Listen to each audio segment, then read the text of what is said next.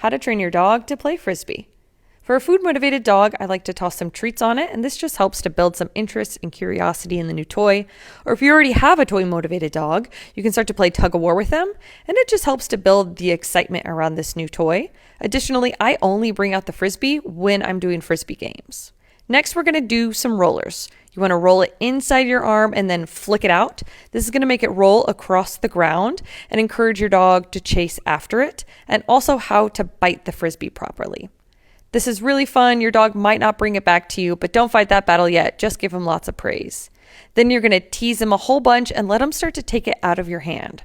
Gradually, I lift it a little higher and a little higher off the ground until I do a short toss, and big praise for that.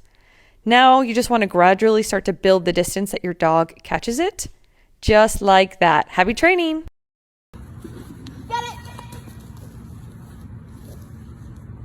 Hey! Ow! Ow, you motherfucker! You motherfucker! What's going into my leg?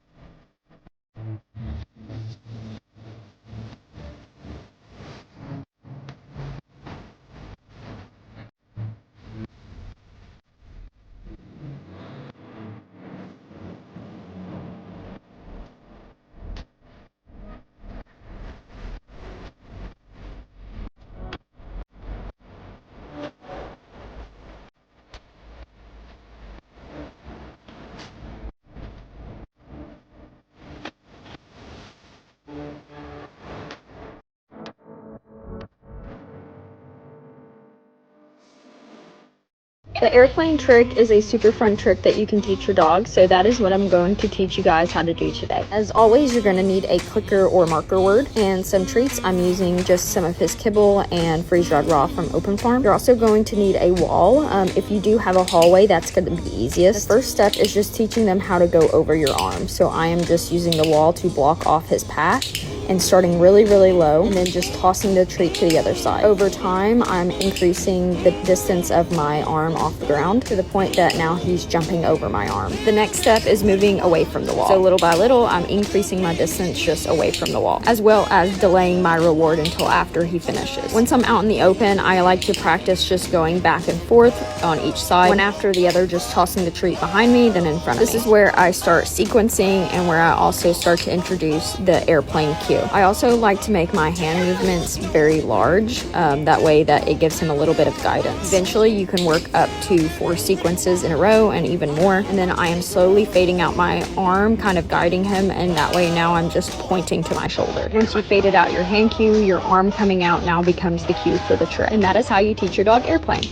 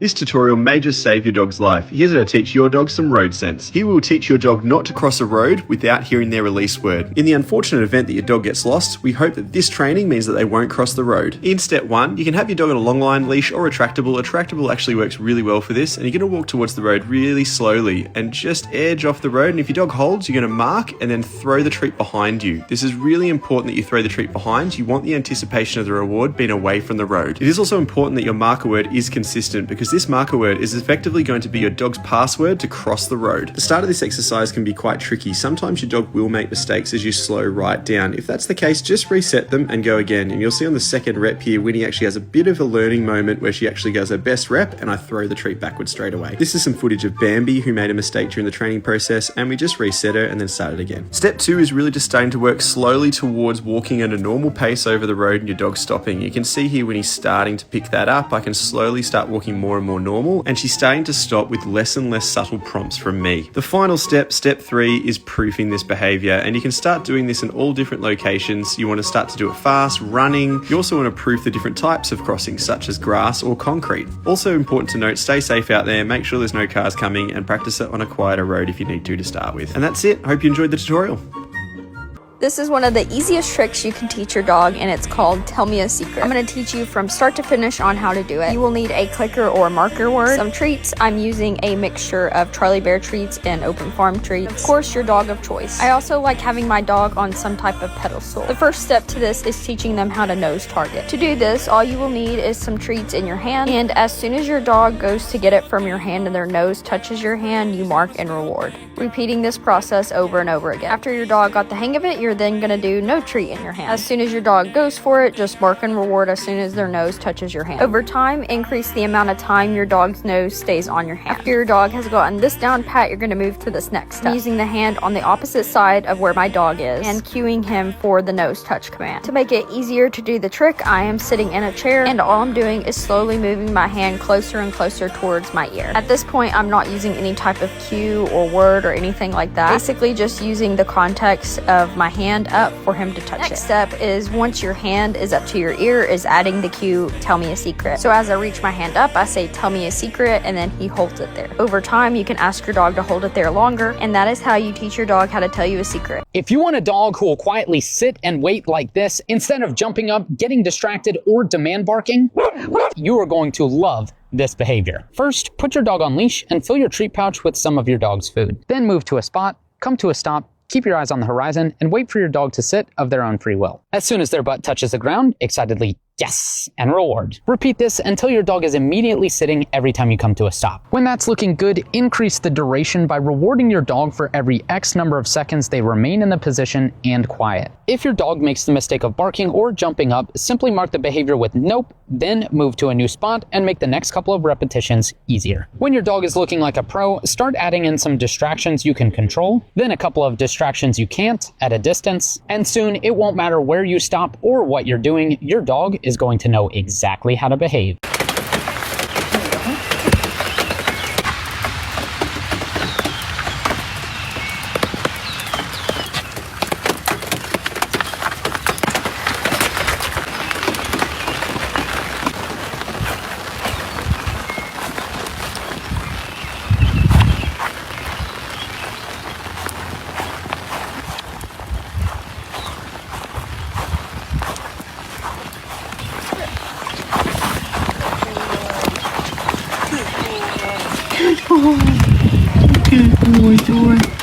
Want a dog who won't go out the front door without permission, no matter what? Check this out. First, I put my dog on leash, filled my treat pouch with his breakfast, then propped open the front door. But I didn't want him to go darting out, so I made sure that he had enough leash to keep it loose, but not so much that he could make it all the way out the door. Then we practiced walking up to the threshold and stopping until it was automatic. Next, I slowly stepped out and rewarded him for not following, but when I tried to add more distance or step out of sight, he really wanted to follow. So I marked the behavior with a nope, led him back into the house, and made the next couple of repetitions easier. When that was looking perfect, I put everything together and he crushed it. So I gave him more leash, started going about life as usual, and rewarded for the choice to remain inside. Then I repeated the process with a few tempting distractions, added in a little stepping out of sight, but even with high-level distractions like chicken and pepperoni, he wasn't testing the leash at all, so I started letting him drag the leash. Then when that looked perfect, I graduated to off-leash, stepping in and out of sight, varying the distractions, and now I know whether I am coming home with groceries or the door accidentally gets left open,